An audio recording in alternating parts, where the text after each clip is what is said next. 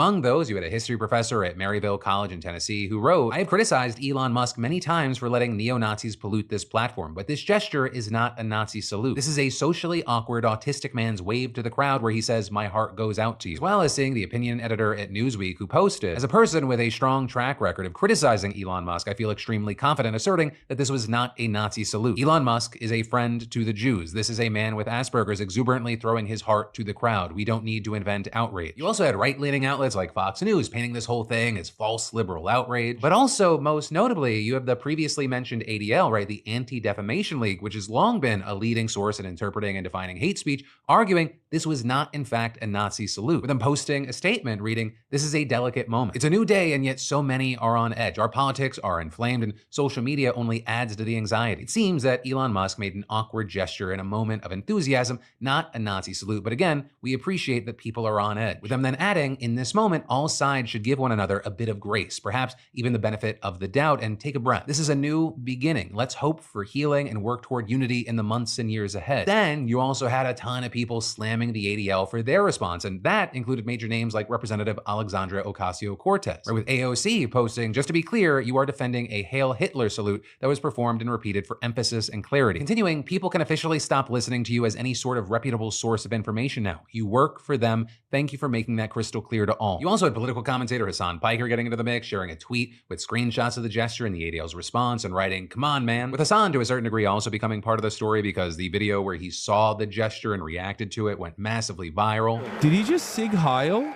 It is thanks to you that the future of civilization. And then also in another tweet, he wrote, "It's okay though, he's pro-Israel, don't worry guys." Now with all that said, as far as how Musk himself has responded, he's been replying to several different posts about the controversy, thanking the ADL for its statement, mocking AOC, and agreeing with a post that read, "Can we please retire the calling people a Nazi thing?" With Elon then echoing that comment on a post of his own writing, "Frankly, they need better dirty tricks. The everyone is Hitler attack is so tired." But ultimately, that is where we are on this one. And so with it, I gotta pass the question off to you. What are your thoughts here? And I'm very interested because really depending on where you go on the internet, there are drastically different opinions and reactions to this whole situation. But then let's talk about something I got so many messages about over on our text line, 813-213-4423. And that involved the news and the question, is Meta and specifically Instagram suppressing searches of Democrat-related content now? Right? And that because last night and early this morning, you had a ton of people reporting that when they searched the hashtag Democrat on Instagram, they got a message saying, "We've hidden these results." And then at the same time, also claiming the search for the Republican hashtag did elicit results. With posts around this going super viral, outlets like Mashable testing it for themselves and finding that, yeah, that was indeed happening on both mobile and desktop versions of Instagram. But then also outlets like Axios reporting that it wasn't just the word Democrat that was being censored, that some couldn't search for things like January 6th. Also with this, around 7, I tested it, and yeah, when I searched liberal or Democrat, things wouldn't pop up, but when I searched conservative or Republican, things did. But then 1, about 10 or 15 minutes later, I started getting results. And 2, we've now seen Meta telling outlets like BBC News that, quote, "We're aware of an error affecting hashtags across the political spectrum, and we are working quickly to resolve it." And again, it now does look like the issue is generally solved. With, for example, a search of the Democrats hashtag bringing up posts, and a search for the word Democrats alone bringing up relevant accounts and suggested searches. So there, you also had people arguing that the suggested terms did kind of seem to skew a little anti-Democrat, right? Things like Democrats crying memes and Democrats melting down. But that also may just speak to the popularity of the posts that use that hashtag. Now, of course, with all that, given the timing of everything, there's also been a ton of discourse over the fact that these searches were ever blocked intentionally or not. Because this happened after Trump swearing in just yesterday, and Meta CEO Mark Zuckerberg was in attendance alongside other tech and business moguls. Meta also donated $1 million to the inauguration and recently changed things in its company because of the election, like its fact-checking system. And so with all that, you had social media consultant Matt Navarra telling BBC News, "In a hyper-partisan environment, even unintentional errors like this can escalate into accusations of partisanship," and saying if these issues are not resolved quickly, they risk fueling conspiracy theories and damaging Meta's reputation. Though this comes as Meta's reputation for many has faced some hits. Right amid its policy changes, there have been calls for boycotts. But then this also as people on the other side didn't instantly become Mark Zuckerberg fans. Right, with us seeing a number of Trump supporters thinking that Mark Zuckerberg is just kind of going whichever way the wind blows. Though also, I will say, this is not the only political issue that's being reported with Meta platforms right now. You've had many today saying that they're now following accounts for Donald and Melania Trump against their wishes. And while reports there have noted, at least in many cases, some people were just following POTUS and White House accounts that transitioned from the Biden administration to Trump yesterday, the problem didn't quite stop there. Right, and that because as outlets like Forbes have noted, some users have said they're now unable to unfollow those accounts. And we have tons of outlets, running articles, fact-checking the problem. That this whole thing, it just feels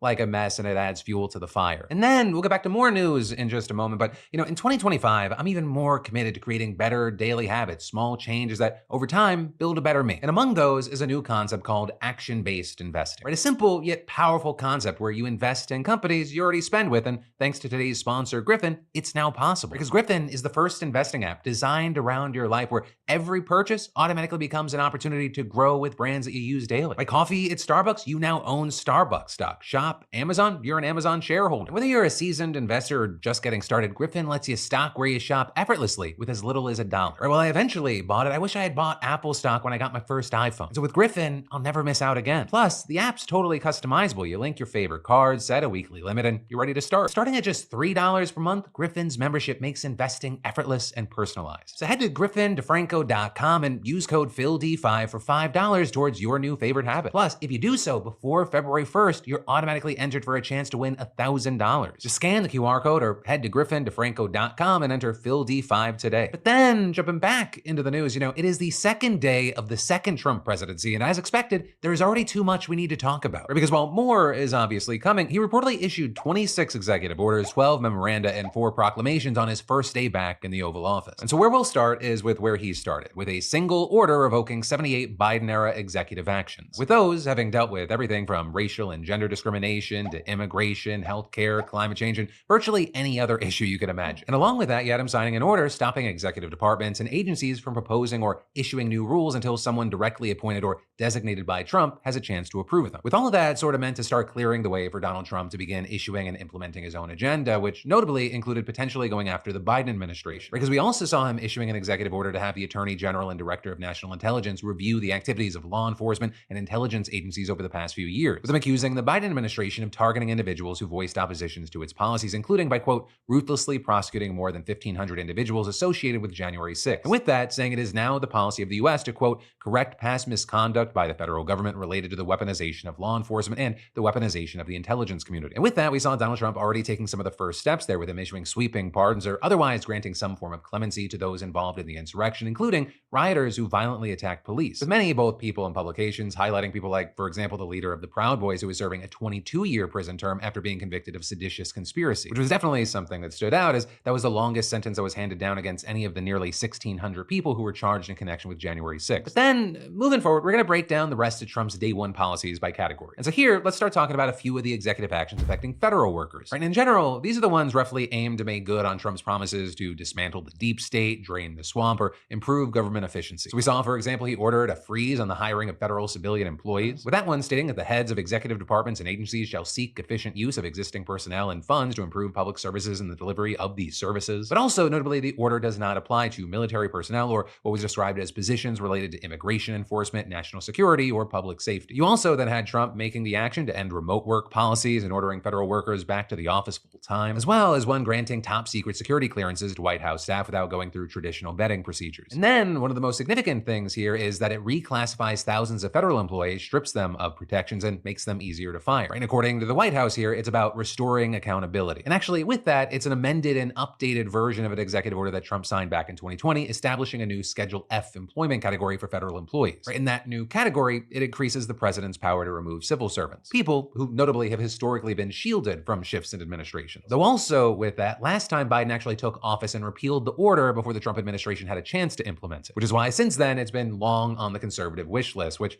I mean, on that note, for example, Project 2025 reportedly called for the original order to be reinstated. Now, this new one, it basically does the same thing, essentially by means of reclassifying certain federal employees as political appointees, and specifically targeting those whose jobs are, quote, of a confidential, policy determining, policy making, or policy advocating character. So what that means is that could reportedly give Trump power over as many as 50,000 federal workers out of a workforce of more than 2 million. And while that may sound like a small number, for reference here, new presidents typically only get to replace more than 4,000 political appointees to oversee the running of their administration. Now that said, the order is clear that employees are not required to personally or politically support the president or his administration's policies, but it does go on to say they are required to faithfully implement administration policies to the best of their ability and failure to do so is grounds for dismissal. And so, of course, that language, it hasn't eased concerns for many that this might be a way for Donald Trump to get rid of those who disagree with him. Though the White House, for their part, they have framed the order as necessary to rein in rogue bureaucrats, saying there have been numerous and well-documented cases of career federal employees resisting and undermining the policies and directives of their executive leadership. But then, on the other side of this, you have people like Everett Kelly, the national president of the American